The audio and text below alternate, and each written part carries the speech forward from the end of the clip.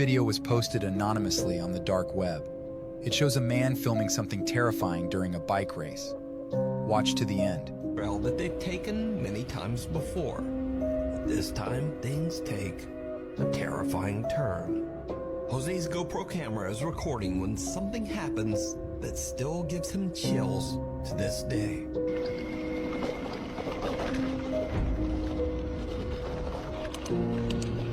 Did you see it? Someone or something appears out of nowhere and Jose barely manages to swerve around it. When slowed down and paused, the figure appears to be cloaked, wearing a veil that's translucent enough that you can see what looks like a face. A very disturbing face. Many viewers of Jose's TikTok believe that he captured the infamous weeping woman, La Llorona, a vengeful spirit of Mexican lore that mourns the loss of her children. But shout out Valeria. I want to share the experience that to this day still haunts me. This happened March of this year. I was doing homework for my math class on the kitchen dining table. My brother was in the kitchen with me, and my sister had come down to check on what we were doing. It was getting very late, and I was rushing to finish all of my homework as fast as possible, but I kept getting a sensation that somebody was watching me, but I shrugged it off. By then, I overhear my siblings talking about stories we would hear in Mexico when we were kids, such as La Llorona and La Najula. If y'all know what that is, let me know in the comments, because I don't even know, I've never heard of that. But I didn't join the conversation, because I was rather focused on finishing my stuff. Then about an hour later, I finished, and I went to join my siblings in our living room to see what they were watching. I sat down on my couch and stretched, but I still got this awful gut feeling that something is watching me. And from the corner of my eye, I see a lady crawling up the stairs. Her face was a porcelain doll's face. I got scared and sprung up and screamed. My brother got scared and asked what happened. I couldn't even speak. I was slurring my words, and I got into a corner and started to pray. The feeling of someone watching me left as soon as I started to pray. I finally got up and explained that there was something on the stairs, and my brother went to make sure that there was nothing. My brother walks downstairs towards where I saw the lady, and he explained to us that he saw someone that had a porcelain face peeking from a corner in the hallway. The color drained from my face, and my brother asked if I was okay. I then explained that that's what I saw, and I got goosebumps. I went to my room and prayed that night, and it worked. I didn't see it anymore, but to this day, whenever I get that feeling of being watched and I look over, I always see her just staring at me. Web. While they sleep, an Auntie tries to climb inside through the window.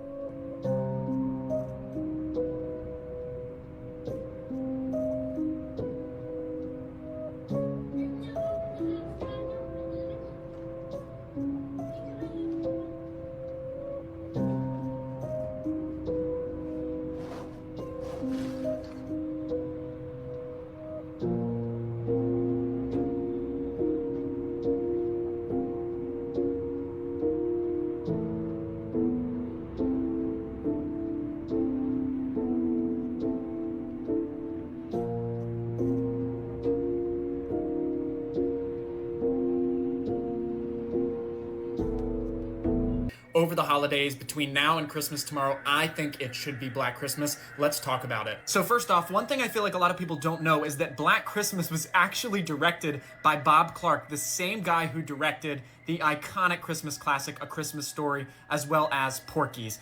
Excellent director, had an amazing vision with this film, and delivered in every way, shape, and form. Black Christmas was inspired by an urban legend called The Babysitter and the Man Upstairs, which traces back to the 1960s and essentially is about a babysitter who's watching some children. She's getting some phone calls from a creepy guy who asks, "Did you check the children?" She calls the police. They say they're going to trace the call, and they find out that the call's coming from inside the house. They tell her to leave. And when they get there, they tell her that there was a man upstairs and that the children were killed, basically. And many believe that this urban legend was inspired by the real-life murder of a babysitter named Janet Christman in 1950, who was murdered while she was babysitting a young boy who was upstairs and who did survive. Roy Moore, who wrote the film's initial screenplay, has also said that he was inspired by a real-life murder that took place in 1943, where a 14-year-old boy bludgeoned his mother to death and also injured his other family members as well as a family friend, which is just terrifying. Moore's original script was rewritten to follow a group of sorority girls living in a sorority house who are picked off one by a mysterious killer named Billy, who we see at the beginning from his own POV sneaks up a trestle along the side of this terrifying looking house, which I'm going to get to in a second, and essentially is up in the attic throughout the entire film, coming down for different moments and killing different members of this group, as well as making phone calls that are literally some of the most terrifying things you will ever hear in a horror movie, including the first phone call we hear where the character of Barb, masterfully played by Margot Kidder, is on the phone with Billy. He is making all of these incomprehensibly disgusting, demented noises, sounds, saying these phrases that are just egregious. And then I literally jumped out of bed to make this video. They are making a Mickey Mouse horror movie. It's called Mickey's Mousetrap, and it focuses on the Steamboat Willie version of Mickey Mouse. This is hilarious because it's getting announced on New Year's Day, which is the... Didn't they do this with Winnie the Pooh? What is the obsession with making Disney characters into evil killers? day that Mickey entered the public domain. The trailer's out now, you can go watch it, but it shows these kids or teenagers, college students, whatever, at an arcade. To be honest, we don't really see much plot, but we do see a projector showing Steamboat Willie, which, like, yes, we get it. You want to show off to the mouse, we understand. They're just showing the original pictures everywhere. And Mickey is a slasher. He's going around and he's stabbing people. This kind of thing is only happening because of the popularity and success of Winnie the Pooh Blood and Honey, which is actually getting a sequel later this year, which I'm very hype about. However, if I may give my opinion, Winnie the Pooh Blood and Honey actually had a funny plot. Like, the premise of the story was hilarious because it's like, oh, Winnie the Pooh and Piglet were abandoned and they were starving and now they're ravenous. This just kind of feels like a dude in a Mickey Mouse mask. I don't know, like, what's the vibe? Like, what plot device are we using to make Mickey now a horror character? I lived in a small college town, and my apartment complex was walking distance from the bar/downtown area. One weekday night, I stepped out on our front porch to smoke a cigarette or two. I was up late studying. I brought my textbook with me and laid down on the stairs while I smoked. A girl who I had never met before, but who lived one apartment over on the ground floor, came home from downtown. She was by herself, and you could tell from her walk she had been drinking. She got in her apartment and barely got the door closed before some guy, who came out of nowhere, knocked on her door. She opened, and I noticed he introduced himself, which was weird because it was like 2:30 in the morning. Who comes to a random girl's apartment at that time? So I decided to stay outside and pay attention. They ended up talking for over 10 minutes. She later acknowledged how weird the situation was, but did not know how to end the conversation. He would do the creepiest things, like he reached up and stroked her hair at least 3 times, and he would try to slowly inch his way closer to her in the door. I made a point of being loud with my textbook so he would know I was there, and he disappeared as eerily as he came. We called the cops, and days later they had the girl and I sit with a sketch artist. As soon as the sketch was made public, floods of calls came in. The guy turned out to be a serial rapist who followed lone girls home from bars and pretended to be a cab offering them a ride. This girl just got lucky because she lived so close to the bars, he didn't get a chance to pull the cab routine. Get on the ground! A police officer discovers a horrifying secret after following up on a disturbance call.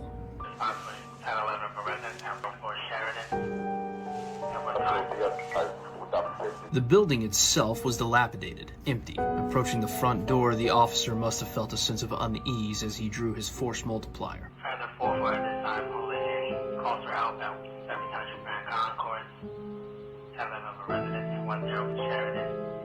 The officer hears crying coming from a back room. He announces himself, but you can hear the panic building in his voice. Police department, anybody in here? Show your hands. Make yourself known.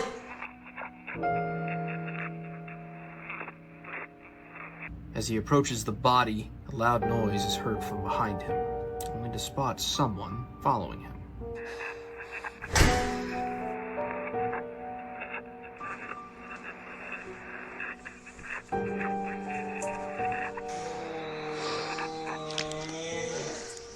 Following standard protocol, he yells for the woman to get on the ground. However, that isn't what happens. Get on the ground! Get on the ground! Right now! Trinidad King 1, did you copy that?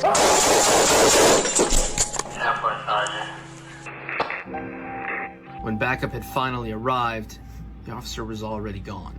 His footage was recovered from his body, however they had no idea what had happened to him until it was watched. Who or what attacked this officer? We may never know, but until next time, stay safe.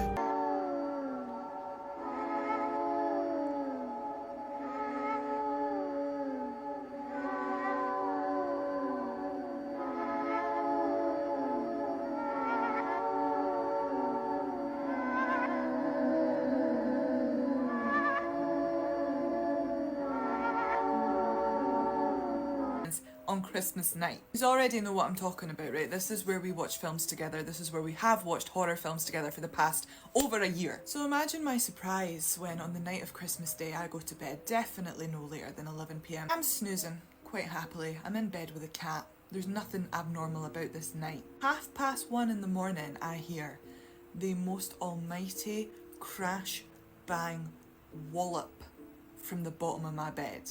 Shat myself. I was sound asleep. And I don't know where I acquired the strength to do this, but I sat bolt upright in bed, no hands needed. I just used all of my abdominal muscles to do this, quite proud of that. I looked across the dark room and I could tell something was different. You know when you're having a dream, maybe lucid dreaming, and everything's the same but it's different. You know where you are, but there's something amiss. Well, I can tell you what was amiss. It was my fucking TV. So I'm staring into the darkness with this missing TV, this big white wall where the TV is normally eclipsing it. Oh my god, I could write a fucking book. And bear in mind, this TV is on a very secure stand. There is no way that this could have happened without it physically being propelled by some force forward. Now normally I would excuse the mess, but the sad truth is there was no mess before this happened. That's the TV with my LED lights stuck on the back because I was here during the first lockdown and TikTok becoming a thing. My Alexa has been flipped onto her arse. No, she's been flipped off of her arse. She's now on her face, right? She's fine. That's my TV, obviously hanging by the wires that are connected around the back of the chest of drawers. The drawer has been opened and all the stuff that I had piled up is obviously spilled, you know, my razors. And this is all that was left. Now, there was little shards of this plastic glass everywhere in my room, but that's where it broke. So it's like the base of the TV, it cracked along the bottom and the TV, how could this happen? How could this happen? I have no idea. The TV was just so secure. I can tell you now that that night, from when it happened at about 1:30 to 4 o'clock in the morning, I was wide awake.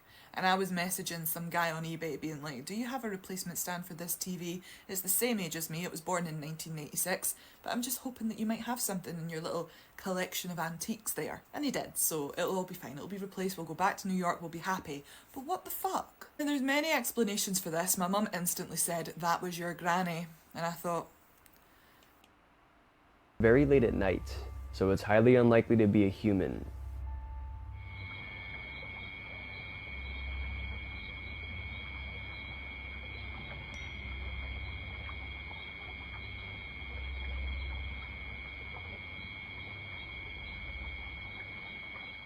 A humanoid creature with something hanging from its mouth is seen crawling by the bank. It appears abnormally skinny and pale. The paranormal chick on TikTok has a page dedicated to the world of the paranormal, and she is very educated on this topic. And she states that this looks like the being's natural movement. She states that when us humans try to walk on all fours and bear crawl like that it's an awkward movement for us, but this just looks too natural. And it's unknown what the creature has in its mouth, maybe a fish or some sort of food that it caught. Some are calling this the cryptid, the rake, but others are calling it a skinwalker or a wendigo. If you don't know already, the rake is a pale extraterrestrial creature with long limbs and sharp claws, and it has dark sunken eyes. But others claim that the rake is not real and that this is a skinwalker. A skinwalker is a legend coming from the Navajos. It's a malevolent, shape-shifting spirit that can take the form of humans and animals. They attempt to hide and blend into the world, but they cannot successfully do it. I've only used Craigslist once in my life, and the one time I used it, I got a very sour taste in my mouth. Here's why. The guy posted an ad for a ping pong table that I wanted to buy for my roommate and I. We set up a time for me to come pick it up that night. I had to remove the back seats from my truck so that I'd be able to fit the thing. I pulled up in front of the dude's house and texted him saying I'm here. I saw the door open, so I got out from my truck and did a quick speed walk to his front door to greet him. I went for the handshake, but I don't think he saw my arm, so after a few awkward seconds I put my hand back down. He said in his deep smoker's voice to follow him to the basement. The whole house had a certain distinct smell to it. Not exactly a bad or concerning smell, just a cottony, smoky kind of smell. We got to the basement, and there was the ping pong table, right smack in the middle of the room. Suddenly he said, "Oh shoot, I gotta find the paddles." So he ran back up the stairs and told me to wait right there. I waited for a while down there, assuming he misplaced the paddles and was having a hard time finding them. I started to snoop around his basement a little bit, looking at his pictures and such. It was weird. He had framed pictures sitting on furniture, but they were all pictures of just him, no family members. There was one where he was at least with a dog, but that was pretty much it. I'd say 10 minutes went by and I was still stuck waiting down there, so I started to get even more snoopy. There was a back laundry/storage room in his basement that I started to observe for some reason. There was a drawer to his utility desk that was hanging half open. I pulled it fully open, and it revealed old Polaroid pictures. But these pictures were horrific and disturbing. They were all pictures taken of some girl who was tied to a chair and her mouth covered with tape. There were also yellow folders stacked in a row next to the photos. They were labeled A to Z. I didn't have it in me to open the folders and see what were inside. I took out my phone to take pictures of the contents of the drawer and planned to send it to my friends immediately, but I didn't have any service down there. It was definitely time to go. I ran back to the door at the top of the stairs, but my nightmare only became worse finding out the door was locked. As soon as I tried the doorknob, though, I heard the deep, raspy voice of the man on the other side of the door. He was apologizing, saying the door was accidentally locked and he would go look for the key real quick. I didn't say a word in response. I examined the keyhole closely, ran back down the stairs to the man's utility desk, grabbed 3 screwdrivers of varying sizes, and tried each one in the keyhole for the door. The smallest screwdriver managed to fit in the rectangular-shaped keyhole, allowing me to turn it just enough to unlock and open the door. I didn't stop and look around. I simply ran out the door into my car. Thank you guys so much for tuning into the video. I hope you enjoyed it as much as I did. If you guys did enjoy it, be sure to subscribe and like the video. And leave comments on things you would like me to do better or what you would like to see. Thank you guys so much for tuning in.